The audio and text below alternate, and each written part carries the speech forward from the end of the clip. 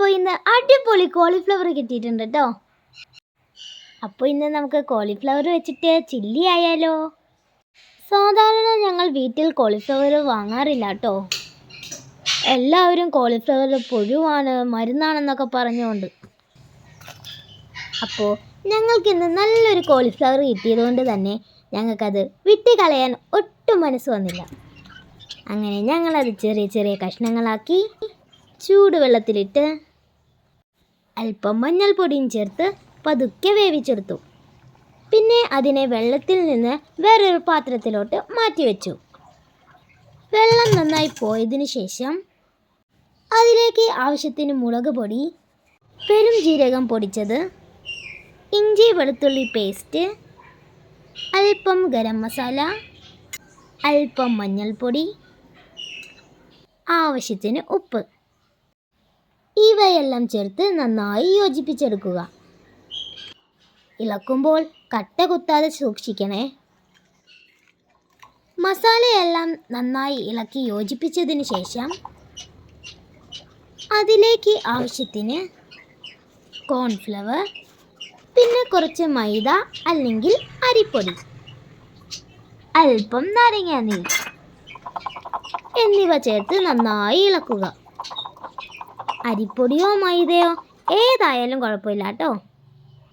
ഞങ്ങളിവിടെ മൈദയാണ് കേട്ടോ ചേർത്തിരിക്കുന്നത്. ഇനി ഇത് കട്ടയാണെങ്കിൽ ഇതിലേക്ക് അല്പം വെള്ളവും ചേർക്കാം. പിന്നീട് ഇതിലേക്ക് കുറച്ച് കുരുമുളക് പൊടിയും കൂടി ചേർത്ത് കൊടുക്കാം.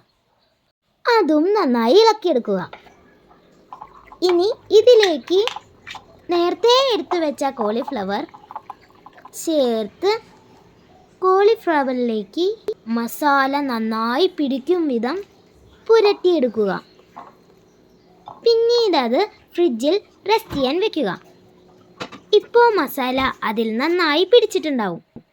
ഇനി പാൻ വെച്ച് അതിൽ എണ്ണ ചൂടാക്കി നമ്മൾ നേരത്തെ എടുത്തു വെച്ച കോളിഫ്ലവർ ഓരോന്നോരോന്നായി ഇട്ട് കൊടുക്കുക.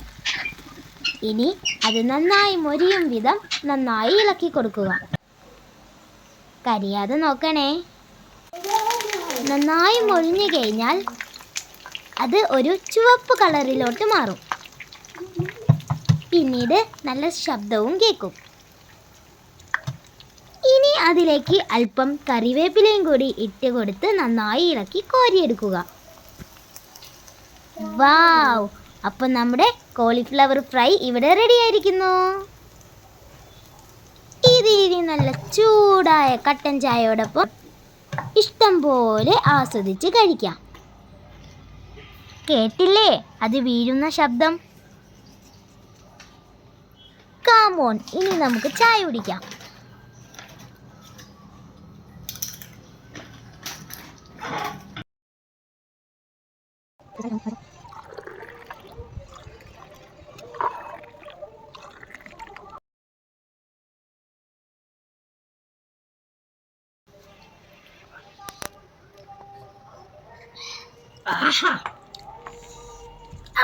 സെറ്റ്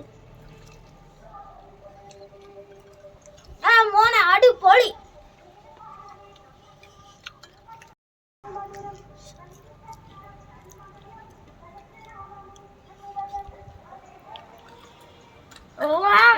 അടിപൊളി. എല്ലാവരും ട്രൈ ചെയ്യണേ.